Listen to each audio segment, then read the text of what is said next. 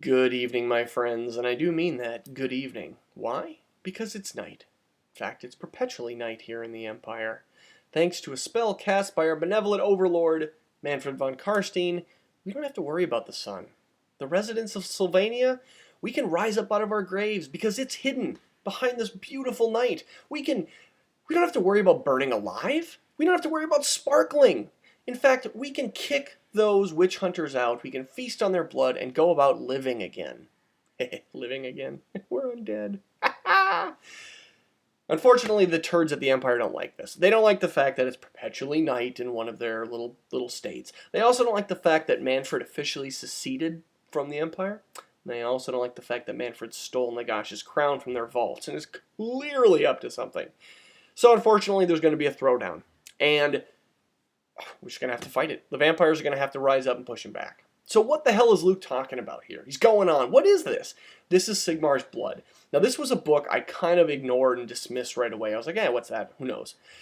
It's a fantastic book. If you like the Empire and you like the vampire accounts, I cannot stress this enough. What this is a story that pushes along the timeline of Warhammer. From what I've been told, it's actually the first story that officially moves the timeline past the events that are like laid out in the 8th edition rulebook.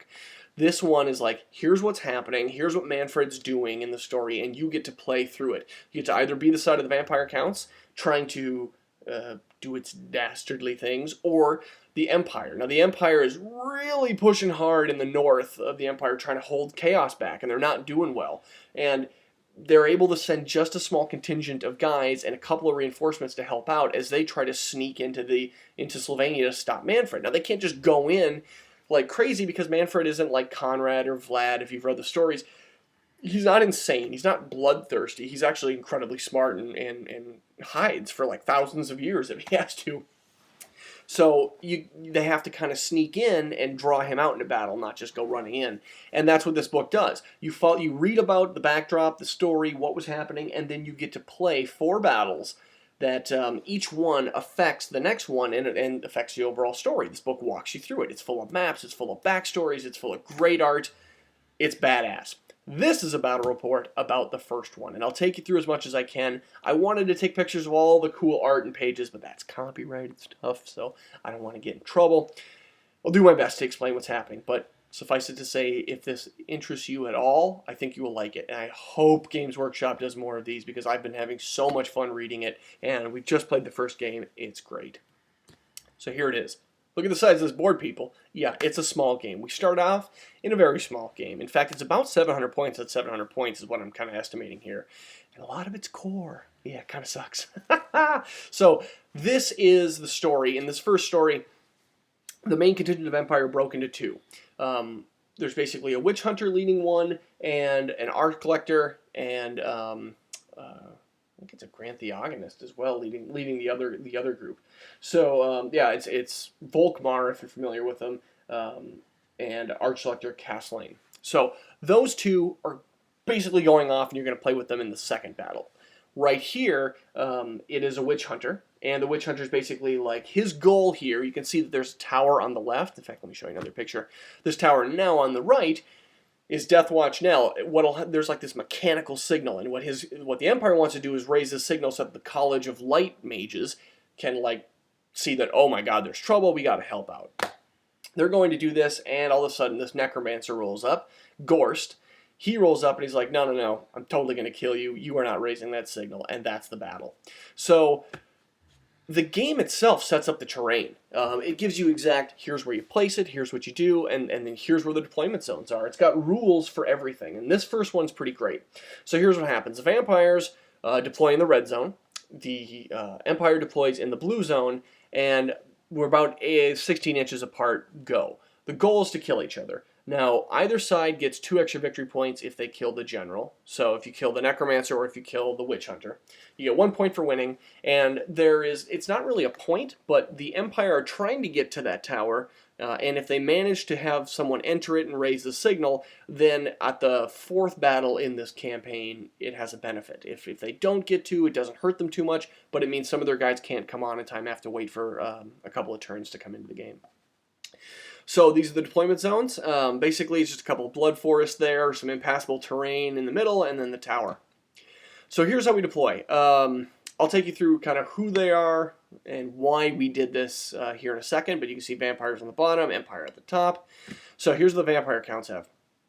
First off, they're led by Helman Gorst. Helman Gorst is a necromancer who was just a normal dude, and his whole family died of the plague. And he was very sad, and he basically loaded him up on a cart, and there's a whole story about him. It's fantastic to read, but he loaded him up on a cart, was trying to find a way to bring him back. That might have been magic. He didn't know. He just tried to save his family, bring him back to life, and he caught the eye of Manfred. Manfred taught him a little bit of the necromancy, and so basically now he's on a corpse cart that is actually made up of his brothers. His corpse cart is the brothers Gorst, and they have +1 strength because they are unique.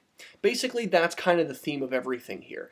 Every unit has a backstory, except some of the units of Undead are just kind of chaff. They have a name, but they don't really have a ton of story, although some of them do.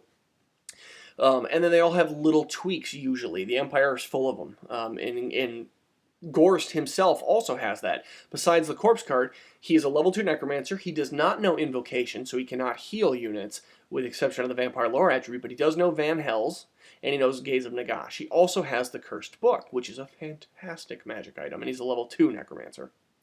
And the rules actually say he cannot sub down. Those are the spells he knows. He cannot take the signature spell. Next, I've got 20 skeleton warriors, and they have hand weapon shields, light armor, full command. I have 20 ghouls. None of these guys really have good backstories. They have a little bit in there, but not much worth going in. And then finally, I have 10 dire wolves in a single pack with a doom wolf. And because of the story, they are forced to ambush, so they can come in potentially on round 2, depending on how I roll. Then we turn our gaze to the Empire, and this is what Von Corden's contingent has coming to the tower. They have a cannon. Ignore the fact that it's a volley gun. That's supposed to be a cannon. It's called the Hammer of Witches, and it has 3 crew. Then he has 10 handgunners, the Silver Bullets. Then he is actually on the right of the swordsmen. The swordsmen are Sigmar's sons, 20 of them, with sword shields, light armor, full command.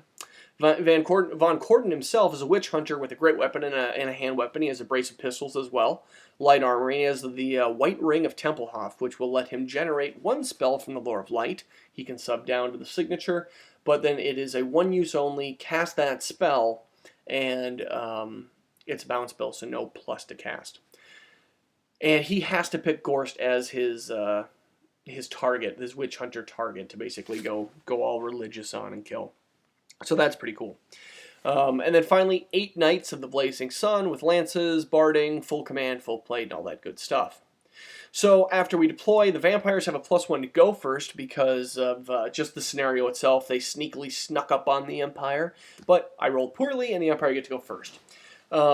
I've turned my corpse card this way because I'm not that smart, and I realized that I probably should have hit him behind that terrain where the skeletons are, but I didn't. So I turned him sideways and I deployed him so that the cannon would have a harder time landing a cannon on him, be the short way instead of the long way. Otherwise, that was why I deployed this way. So I deployed toward the left side because that's where the tower is, and I expect him to go for it. So he gets to, the Empire player, Von Corden, gets to go first. Knights move up, and his swordsmen move up as well. We go to the magic phase, and, he's only got that 1 spell. So, basically, he says, we roll the Winds of Magic, it's 11 dice to 6. And in that case, it's not worth throwing Burning Gaze. He subs down to Burning Gaze. It's not worth throwing Burning Gaze at the corpse cart right now because even though he could throw 6 dice at it, I have a +2 to dispel and I can throw 11 dice at it. He has nothing else. So he's going to want to wait until it's a turn where he has closer to 6 dice and I have like 2 or 3. So he skips magic. We go right to shooting. The cannon lands a direct hit on Gorst, and that's bad because it hits the rider and the mount. So, to wound the mount, he fails. He rolls a 1. So the corpse cart's fine. Even though the corpse cart's the one with regen, it would have been fine if he hit that. Ugh. But hitting the necromancer on top sucks because he doesn't have any save. Luckily, he rolls a 1 to wound. I'm sorry, a 1 for the number of wounds. So the necromancer's sitting on 1 wound left, and it's like, holy crap, I lucked out there big time. Next, Von Corden takes aim. I'm sorry, he doesn't take aim. The handgunners who don't move take aim, and they don't get to really shoot. They're shooting at a mountain rider. They get a couple hits. They have to roll 5 or 6, and they all roll in a corpse cart, and they get 1 wound through. And that's it. That's shooting, and that's the turn for Empire. We go to Vampire turn 1, or rather, should I say Gorst turn 1. No charges to make. The ghouls move up just a bit. I try to swift reform with the skeletons, and that's when I realize, oh yeah, I'm not rocking a Vampire Lord leader 10. My Necromancer has leadership 7. And they fail their swift reform, so they just reform. Gorst is like, holy crap, I gotta get behind that building, but a corpse cart only has 4 inches of movement, so that's as far as it goes, being a chariot, and I'm going to have to rely on Van Hels to get me behind cover. That's it for movement. We go to the magic phase, and it's 12 dice to 6, so I have a big phase. First, I use the curse book, and that takes D3 dice right off the top. I rolled 3, it ended up eating 3 of my dice. But it does auto-cast the Withering, which I cast on the knights. That'll be D3 toughness removed. The Withering's a significant spell. It's 13 for him to dispel that, because I don't get my, plus level caster on it. So, but 13 is going to be most of his dice, or at least a good portion of them, being he doesn't have any pluses to dispel, so he lets it go. Luckily for him, I only rolled a 1, but that does mean those are toughness 2 knights. They have a 1 up armor save, but they're toughness 2.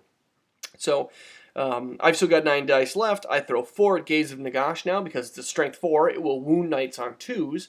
And he ends up letting it go because he just can't really do much to stop it, and he's going to rely on his armor. He lets it go, and I roll 2d6 hits, 11 hits. Yeah, buddy. I get 9 wounds on those knights, and he's like, oh god, I made a mistake. He picks up the 9 dice, and he doesn't roll a single one. His 1-up armor save goes to 2-up, so he makes them all. No wounds. I did get the spell off, so I use that to heal Gorst with the lore attribute, so now my Necromancer's back to 2 full wounds. And finally, I used the last 5 dice on Van Hels. I broke it down to keep... I didn't want to throw 6 dice at Van Hels and miscast. Figured 5 would be good enough. I rolled it, and it was a 19, but he rolled just out of his ass and dispelled it very well with his 5 dice. So no Van Hels to correct my movement, unfortunately. And that's the end of the vampire's turn. So we go to Von Corden turn 2. His knights make a just barely room charge into the skeletons. We measure it, and he's got like 1/8 of an inch, so they can fly through. He does, and you can see he couldn't maximize normally just because of the way he had to come in. He's maximized as much as he could there, but there's going to be a hurt in there, and he's right past the charge arc of the ghouls, so definitely got outplayed in movement there. Otherwise, his handgunners decide, screw it, we're just going to move this turn and fire next turn, and his swordsmen move around. They're going to come for the flank of Gorst if they can get there. We go to the magic phase, and it's 3-2, so he takes his 3 dice and he wants to dispel the Withering. Remember, it remains in play, and he rolls an 11. He needed a 13, so that sucks for him. So the Withering is still in effect. In shooting, the cannon luckily aims but misfires and rolls, so can't shoot Gorst. The misfire result is a 6, so he does get to shoot normally next time, but I'll take all that I can get, so I feel good about that. Now he's within 12 of the swordsman, and so Van Corden can shoot with his brace of pistols. He gets 2 shots, he's re-rolling hits and wounds because it's both undead and his whatever they call it, his target. And he only manages to squeak 1 through even with that. But there's no killing blow associated with it because I'm a chariot, so he can't actually kill the necromancer with it, which is pretty fantastic. And but I do land 1 wound, so even thankfully I healed last turn, so he's not dead. But I am always very close to death with my necromancer, it seems. We go to close combat at this point. He passes his fear test, which is a really big deal in these low points. Oh, by the way, I forgot to mention, Van Corden has Sniper. That's why he was able to pick out the Necromancer instead of just the Corpse card. He didn't have to worry about it. So the Knights pass their fear test. They do 11 wounds to me. Actually, they do 6 to me. They do 7 to me. I parry 1, end up losing 6. I do 6 wounds back to him, and he has, 2s on armor. And... actually, he has 1s on armor. He ends up rolling 1-1, so he loses 1, I lose 6, I crumble 6, I'm all said and done. I'm down 11 guys, and it's like, whew, those skeletons are going fast. So that's it for his turn. We go to Vampire or Gorst turn 2. Make an easy charge into the flank of the Knights with the Corpse card. I'm hoping for some impact hits and some magic to help get ASF off. Move the ghouls up as you can see. I'm going to try to... if he comes into the rear of the corpse cart, then I'm going to get, hopefully, myself into a position where I can go into him. with the ghouls. That's going to rely on getting Van Hells off, but that's my plan. Otherwise, those ghouls are going to be there, and they can. If that doesn't happen, they'll at least be stopping the handgunners from getting to the left side of the screen where the tower is. So that's movement. We go to Magic at 7 dice to 5. So I use the Curse Book. It takes 3 dice right off the top. Excuse me. I can't remember. Yeah, sorry. Yep. I spoke correctly. So it takes 3 dice right off the top and lands Doom and Darkness on the Knights, which is fantastic because -3 leadership is going to be great. It went off on a 13. He lets it go. He's got to deal with it, but he has to pick his battles. So there's no kind of like lore attribute that really helps me out here, but he's at -3 leadership. I roll the rest at Van Hells, and I roll an 18, which is a pretty good number, and he was unable to stop it, so I get to heal Gorst again with the lore attribute. And now I move the ghouls, so they're in a decent spot. Even if he charges in to the rear of Gorst, I'll definitely be able to charge in his flank, assuming I hold a turn. And everyone has ASF, and everyone has rerolls now, so that's great. Rerolls from Van Hells and ASF on top of that. So that's a pretty good Magic phase, if you ask me. And that's it. We go to close combat. I only roll 1 impact hit on the Knights and fail the wound. You didn't have to worry about his armor. Luckily, because of Doom and Darkness, he fails his fear test, which is big. So I'm ASF with rerolls because of Van Hells. I land 6 wounds on the skeletons, and he rolls 3 1s, losing 3 Knights. That's huge luck for me. Gorst even lands a wound, which he rolls a 1 to armor save, so I'm up 4, which is pretty fantastic. The Restless Dead at the bottom of the corpse cart with their strength 4, they don't get any wounds. Or I'm sorry, they got like 3 wounds, but he armor saved them. And then he throws 3 attacks at me. I armor and parry save them. He's going for the skeletons for combat res. And, because he's going second, he only has 3 guys to throw. I lose 1. He's on Snake Eyes to stick with Doom and Darkness, and he frickin' rolls it. So he's stuck there, and I'm like, oh my god, I'm in big trouble. I needed to break him. Oh, I guess I got emotionally invested in breaking him, even with that good luck and good magic. It probably wasn't going to happen when I charged in, but man, Snake Eyes, it was pretty great. So it's Von Corden turn 3. Uh-oh. Swordsman and Von Corden himself charge into the rear of the corpse cart. That spells trouble. And the handgunners just keep walking right past the charge arc of the ghouls. They're like, we're going for that tower, man. We hear there's cheeseburgers in there. We go to the magic phase, and I don't have the counts, but he's able to dispel Doom and Darkness, which is pretty good for him. I think at some point he got the Withering off. It must not have been this time. The cannon able to shoot again, just the only target are ghouls. He's able to kill 3 ghouls. We go to close combat. He doesn't fail his fear test this time because he's got Doom and Darkness off. He doesn't challenge, but I end up challenging with my Necromancer because I'm thinking he's obviously going to accept with this Witch Hunter, and this way I only have to deal with the Witch Hunter. I won't have to deal with the Witch Hunter and a bunch of sword attacks. So the Witch Hunter accepts, goes first. Man, maybe he shouldn't have gone first. I think we played that one wrong in hindsight because it's his turn. I still had ASF and rerolls.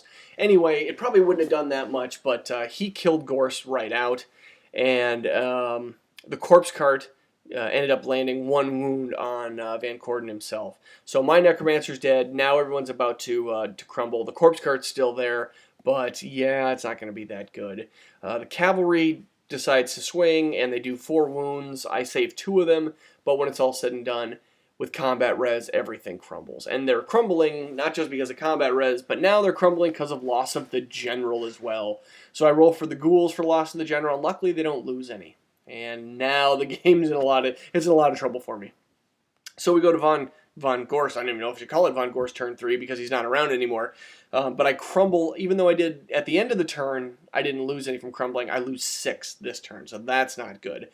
I declare a charge on the swordsman, and he looks at it, and I'm really too close for him to flee. I could easily run him down because just the straight distance was not that far apart. So he decides to hold, and he had reformed to basically deal with me coming in the front. But unfortunately, losing 6 ghouls, I feel like that's not enough anymore.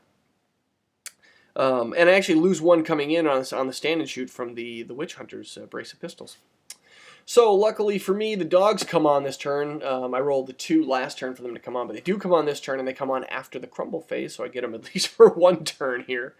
That's basically it. I don't move them any further forward because the cavalry are there, and you can actually see that in this picture how they were threatening a charge, basically. I might have gotten a nice charge. At least this way, I can charge those handgunners and keep them from the building, assuming I don't crumble. That's what I'm going for at this time.